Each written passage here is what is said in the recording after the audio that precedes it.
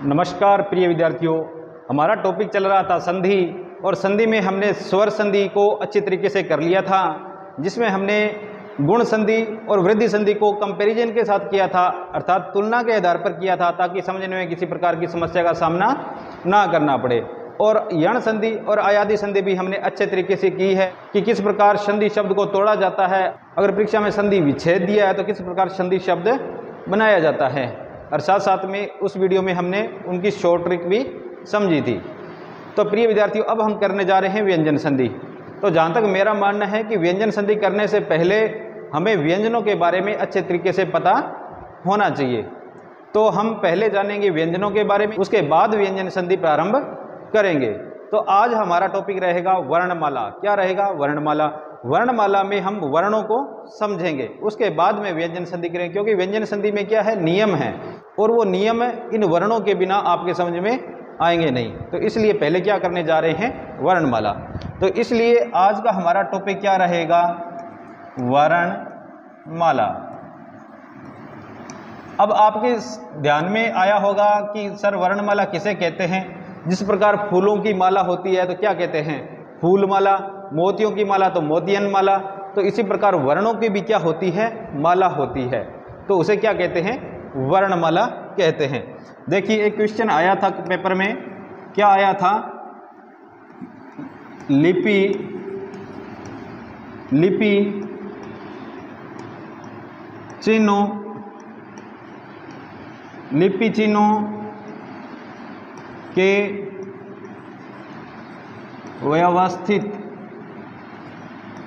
चिन्हों के व्यवस्थित क्रम को कहते हैं। लिपि चिन्हों के व्यवस्थित क्रम को कहते हैं, ये क्वेश्चन आया था। तो चार ऑप्शन दिए गए थे। नंबर 1 पर था वर्ण, नंबर 2 पर था शब्द, नंबर 3 पर था वर्णमाला, नंबर 3 पर क्या था, वर्णमाला, और नंबर 4 पर था ध्वनि। क्या था, ध्वनि। तो क्वेश्चन सिर्फ थोड़ा सा घुमाया गया था, क्योंकि आज से पहले हम क्या पढ़ते आए हैं, लिपि चिन्हों को वर्ण पढ़ते आए हैं। क्या पढ़ते आए हैं, वर्ण पढ़ते आए हैं। वर्णों के व्यवस्थित समूह को क्या कहते हैं, वर्णमाला कहते हैं। परंतु उस समय परीक्षा में क्या आ गया था, लिपि चिन्हों के व्यवस्थित क्रम को क्या कहते हैं। तो आपको पता है कि उत्तर तो हमारा वर्णमाला ही होगा, परंतु वर्ण को किस में बदल दिया गया, लिपि चिन्हों में बदल दिया गया। तो ये थोड़ा सा एक अंतर था। चलिए अब हम चलते हैं आगे। देखिए सबसे पहले वर्ण के बारे में थोड़ा जान लेते हैं, उसके बाद वर्णमाला करेंगे। देखिए एक शब्द है वर्ण और एक शब्द है ध्वनि। क्या है, एक शब्द है वर्ण और एक शब्द है ध्वनि। तो सर दोनों में क्या अंतर है, दोनों में कोई अंतर नहीं है, दोनों एक ही चीज है। कैसे, देखिए वर्ण लगाकर लिखिए, वर्ण लिख के लिखिए भाषा। अब ये भाषा शब्द है, ये संस्कृत के भाष धातु से बना है। भाषा की लघुतम इकाई, भाषा की लघुतम इकाई कि कैसी इकाई, वर्ण यानी कि लिखित की इकाई, लिखित रूप में। भाषा की लघुतम इकाई को वर्ण कहते हैं। क्या कहते हैं, वर्ण कहते हैं। क्या कहते हैं, वर्ण कहते हैं। और ध्वनि, जब मैं अब बोल रहा हूं तो कुछ ना कुछ बोल रहा हूं तो आपके कानों को कुछ ना कुछ सुनाई दे रहा है, तो वो क्या है, ध्वनि है। क्या है, ध्वनि है, आवाज है। तो अगर ये चीज हम लिखित रूप में प्रकट करते हैं तो वो क्या है, वर्ण, और मौखिक रूप में प्रकट करेंगे तो वो क्या कहलाएगी, ध्वनि। तो जैसे अब ध्वनि लगाकर लिख लीजिए, क्या लगा के लिख लीजिए, ध्वनि। लिखिए भाषा की लघुत्तम कह सकते हैं, सबसे छोटी इकाई कह सकते हैं, भाषा की सबसे छोटी इकाई, भाषा की सबसे छोटी इकाई, यानी कि किस रूप में? मौखिक रूप में। ये जरूर लिख लेना भाई, किस रूप में? मौखिक रूप में। भाषा की सबसे छोटी इकाई मौखिक रूप में को ध्वनि कहते हैं। क्या कहते हैं? ध्वनि कहते हैं। आई बात यहां तक समझ में? अब थोड़ा सा इसको समझ लेते हैं कि सर कैसे। देखिए मैंने आपको बताया, जैसे अब लिपि चिन्ह, जैसे मैंने लिखा क, मैंने लिखा ख, ग, आई बात समझ में? इसी के साथ लिखा ए, आ, छोटी ई, यानी कुछ भी लिखो आप, वो क्या है? एक चिन्ह है। कैसे? जैसे आप, मैंने ये लगाया, सर आप बोलोगे सर ये तो सही का निशान है, सही का चिन्ह है। ये लगाऊं तो आप बोलेंगे सर ये तो गलत का चिन्ह है। तो इसी प्रकार ये भी क्या है? अपने आप में ये क का चिन्ह है, ये ख का है, ये ग का है, ये ए का है, आ का है, ई का है। इस प्रकार ये चिन्ह है। और इन चिन्हों को व्यवस्थित रूप में जब रखते हैं तो वो क्या कहलाती है? वर्णमाला कहलाती है। अर्थात वर्णों के व्यवस्थित समूह को क्या कहते हैं? वर्णमाला कहते हैं। या लिपि चिन्हों के व्यवस्थित समूह को क्या कहते हैं? वर्णमाला कहते हैं। इसके बाद एक सबसे बड़ी बात आती है। क्या बात आती है? हिंदी की लिपि कौन सी है? अभी लिखो, नोट लगा के लिखो, बढ़िया बढ़िया नोट्स बनाएंगे साथ साथ में। NOT note. क्या लिखेंगे?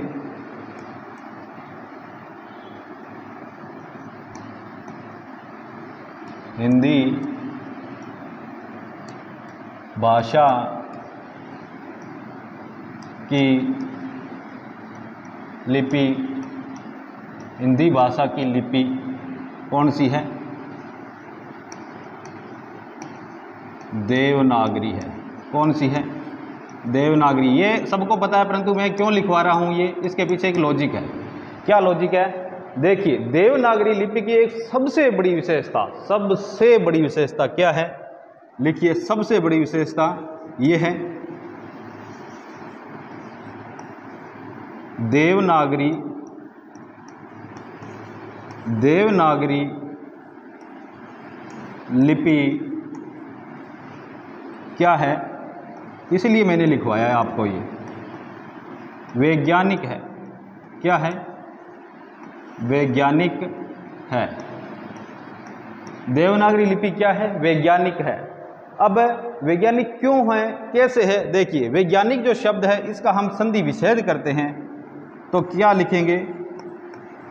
विज्ञान प्लस एक, यही तोड़ेंगे, विज्ञान प्लस एक।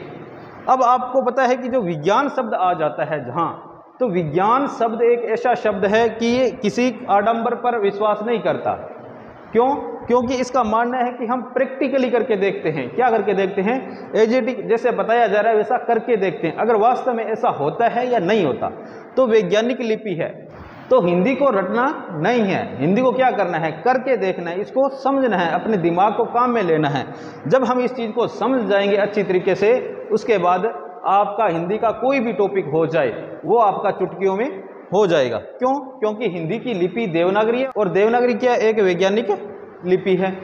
आई बात समझ में? देवनागरी लिपि वैज्ञानिक है। तो इस बात को समझाने के लिए मैंने आपका ये संधि विच्छेद किया, क्योंकि अब हम क्या करके देखेंगे? अब हम प्रैक्टिकल करके देखेंगे। कैसे देखेंगे? देखिए सबसे पहले करते हैं हम वर्ण। क्या करते हैं? वर्ण। देखिए हिंदी में वर्णों को दो भागों में बांटा गया है। कितने भागों में बांटा गया है? वैसे तो 3 भागों में बांटा गया है, परंतु अपने एक बार 2 करते हैं, तीसरा मैं आपको समझा दूंगा। तीसरा अयोगवाह है, समझाऊंगा उसको, पहले ये देख लेते हैं। हिंदी में मोटे तौर पर एक तो होता है कौन सा? स्वर वर्ण। कौन सा वर्ण? स्वर वर्ण। फिर आता है अपना व्यंजन वर्ण, स्वर वर्ण फिर व्यंजन वर्ण, और तीसरा अपना अयोगवाह है। वो इस स्वर में भी सम्मिलित हो जाएगा। जब स्वर करेंगे तो साथ साथ में उसको समझा दूंगा। आई बात समझ में? तो अब हम सबसे पहले क्या करेंगे, पहले करेंगे हम स्वर वर्ण और फिर करेंगे व्यंजन वर्ण। ठीक है, तो अब आप हेडिंग डालिए बढ़िया सी, क्या लिखिए, स्वर वर्ण। कौन सा वर्ण लिखिए, स्वर वर्ण। आई बात समझ में? अब देखिए, स्वर वर्ण करने से पहले आपको पता होना चाहिए कि स्वर कहते किसे हैं, किसे कहते हैं स्वर। चलिए देखिए, स्वतंत्र, स्वतंत्र, स्वतंत्र रूप से, स्वतंत्र रूप से बोले जाने वाले, स्वतंत्र रूप से बोले जाने वाले वर्णों को स्वर वर्ण कहते हैं। स्वतंत्र रूप से बोले जाते हैं। स्वतंत्र रूप से का मतलब है कि जब हम बोलते हैं तो मुख के किसी अन्य अवयव को, यानी कि किसी भी मुख के किसी भी अंग को छुआ नहीं जाता, डायरेक्ट ध्वनि बाहर आती है, न तो होठ से लगती है, न कोई जीभ इधर उधर पलटा खाती, सिर्फ और सिर्फ जो हवा है डायरेक्ट बाहर निकलती है। अब इसको हम ऐसे भी लिख सकते हैं, नोट लगा के लिख लेना, क्योंकि परीक्षा में कई बार ऐसे ही पूछ लिया जाता है। ठीक है, स्वतंत्र रूप से बोले जाने वाले वर्णों को क्या कहते हैं, स्वर वर्ण कहते हैं। जिन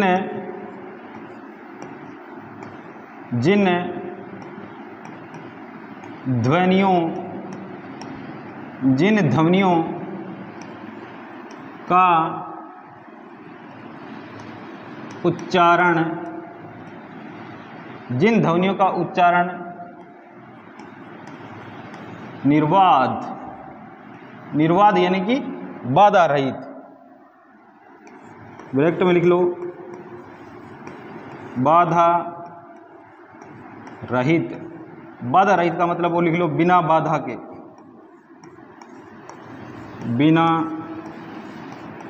बाधा के, लिख लिया। निर्वाद रूप से होता है, निर्वाद रूप से होता है, उन्हें क्या कहते हैं, निर्वाद रूप से होता है, उन्हें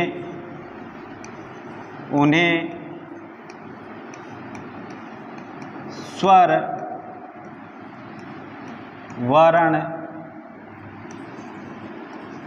कहते हैं। आई बात समझ में? अब देखो, मोटा मोटा चीज़ आपके समझ में आ गई कि ऐसी ध्वनि जो सीधी सीधी मुख से बाहर आ जाती है, ये इनकी छोटी सी परिभाषा है, ऐसे परीक्षा में पूछ लिया जाता है। अब देखिए, स्वर वर्ण होते कितने हैं, स्वर वर्ण, स्वर वर्ण की संख्या होती है बच्चों 11। कितनी होती है, 11।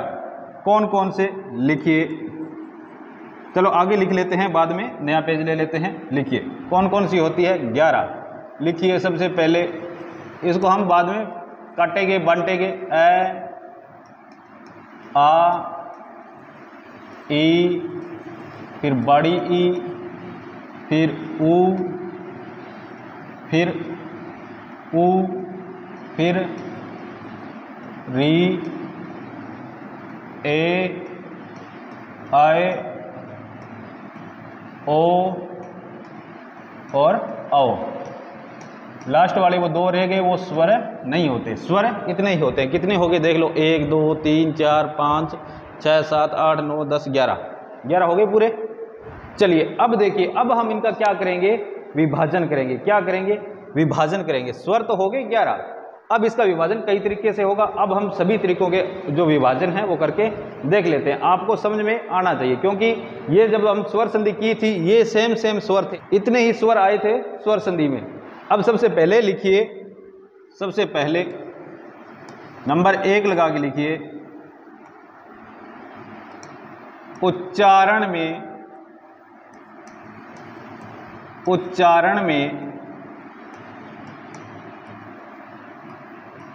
लगने वाले उच्चारण में लगने वाले समय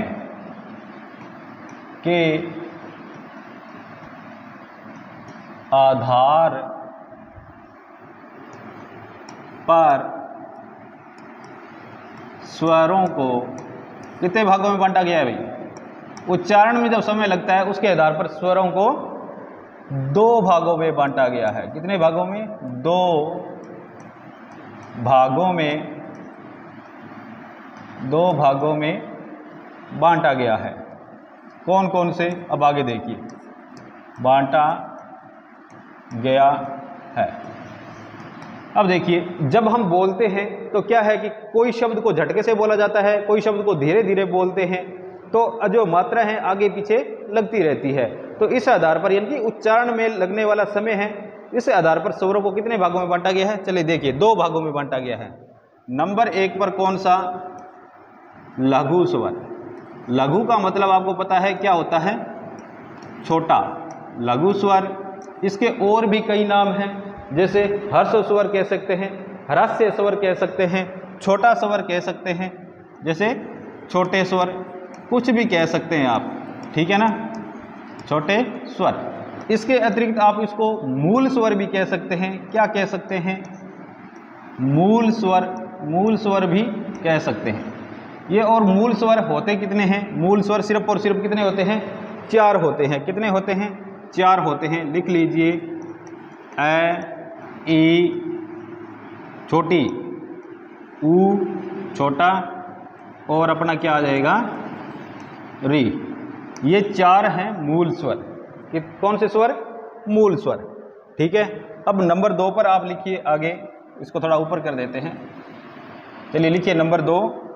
नंबर 2 पर आएगा दीर्घ स्वर। ये लघु है, छोटा था, अब आएगा दीर्घ। दीर्घ में हमने दीर्घ संधि में कर लिया था, ठीक है, दीर्घ स्वर। इसको हम क्या कहते हैं? दीर्घ स्वर। अब आपको पता है कि मूल स्वर 4 निकल गए, टोटल कितने थे? 11। 4 निकल गए तो दीर्घ स्वर कितने बचेंगे? 7। अब देखिए दीर्घ स्वर 7 कौन कौन से? देखिए, आ, बड़ी ई, बड़ा ऊ, ए, आए, ओ और आओ। ये अपने 7 बच गए। 1 नंबर हो गया अपना उच्चारण में लगने वाले समय के आधार पर स्वरों का वर्गीकरण। अब हम करेंगे नंबर 2 पर। किसके आधार पर? मात्रा के आधार पर स्वरों का वर्गीकरण, ठीक है। तो चलिए देखते हैं। मात्रा के आधार पर लिख लीजिए नंबर 2 पर। मात्रा के आधार पर, मात्रा के आधार पर स्वरों का वर्गीकरण। किसका वर्गीकरण? स्वरों का वर्गीकरण। यानी कि मात्रा के आधार पर स्वरों को कितने भागों में बांटा जाता है? देखिए भाई, मात्रा के आधार पर स्वरों को 3 भागों में बांटा जाता है। कितने भागों में बांटा जाता है? 3 भागों में बांटा जाता है। देखिए, सबसे पहले तो क्या करते हैं? मात्रा की परिभाषा लिख लेते हैं। क्या लिख लेते हैं? मात्रा की परिभाषा लिख लेते हैं। लिखिए, स्वर वर्णों का प्रतिनिधि। कौन सा रूप? प्रतिनिधि रूप जिसकी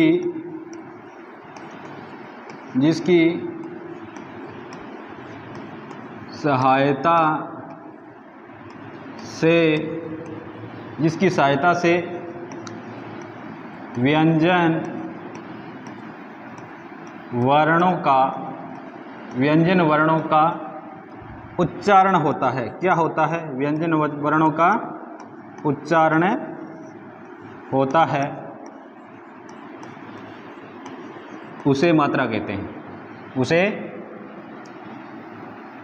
मात्रा कहते हैं। आई बात समझ में यहाँ तक? अब इस मात्रा को अब इस मात्रा के आधार पर स्वरों को कितने भागों में बांटा जाता है? 3 भागों में बांटा जाता है।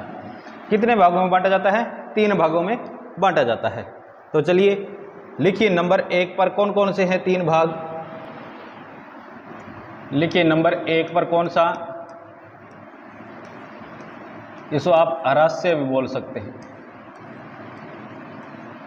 ह्रस्व भी बोल सकते हैं,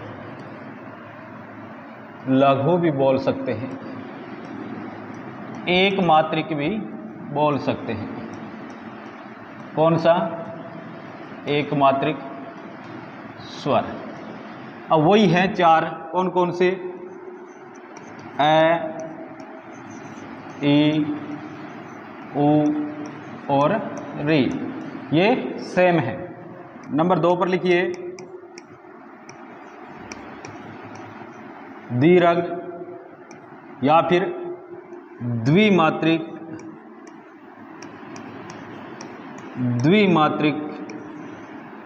स्वर। द्विमात्रिक स्वर ये कौन कौन से? वही 7 आ, ई, उ बड़ा आएगा, इसके बाद ए, आए, ओ और आओ। अब देखिए एक बात का ध्यान रखना, भी पीछे जो दीर्घ स्वर थे उसमें से मूल दीर्घ स्वर कितने थे, वो एक कई बार क्वेश्चन वो भी पूछ लिया जाता है कि मूल दीर्घ स्वर कितने होते हैं। तो मूल दीर्घ स्वर 3 होते हैं। कितने होते हैं? 3 होते हैं। बाद में इनका निर्माण संयुक्त स्वरों की सहायता से होता है। तो मूल दीर्घ स्वर कितने हैं? 3 हैं। और वैसे दीर्घ स्वर कितने हैं? 7 हैं। संधि स्वर कितने हैं? 3 हैं। संयुक्त स्वर कितने हैं? 4 है। अब ऐसे क्वेश्चन आप याद कर लेना पीछे, यानी कि कई क्वेश्चन परीक्षा में आए भी हैं उसी तरीके के सेम जैसे मैं आपको बता रहा हूं। तो आई बात समझ में। और नंबर 3 पर जो होता है वो देखिए, नंबर 3 पर आता है प्लुत स्वर। कौन सा आता है? प्लुत स्वर। लिखिए नंबर 3 पर प्लुत स्वर। सर ये क्या बोला है? ये बला कुछ नहीं है, ये हमारी नहीं है, ये संस्कृत की है। अरे हिंदी भाषा का निर्माण किससे हुआ था? संस्कृत से। ठीक है, तो क्या कहते हैं? प्लुत स्वर। अब ये प्लुत स्वर है, ये क्या है? ये जैसे हम लिखते हैं ओम, क्या लिखते हैं? ओम ऐसे लिखते हैं ना। जैसे अब एक तो बोलेंगे मात्रा के आधार पर सबसे कम समय लगेगा, आ दुगना समय लगेगा, ओम 3 गुना समय लगता है। लगता है कि नहीं लगता? इस आधार पर इसको कितने भागों में बांटा गया है? मात्रा काल के आधार पर स्वरों को 3 भागों में बांटा गया है। तो मित्रों आज के लिए इतना ही। यदि आपको मेरा वीडियो अच्छा लगे तो चैनल को सब्सक्राइब कीजिए, जरूरतमंद बच्चों तक इसे अवश्य पहुंचाइए। तो मिलते हैं मित्रों नेक्स्ट वीडियो में, तब तक के लिए नमस्कार।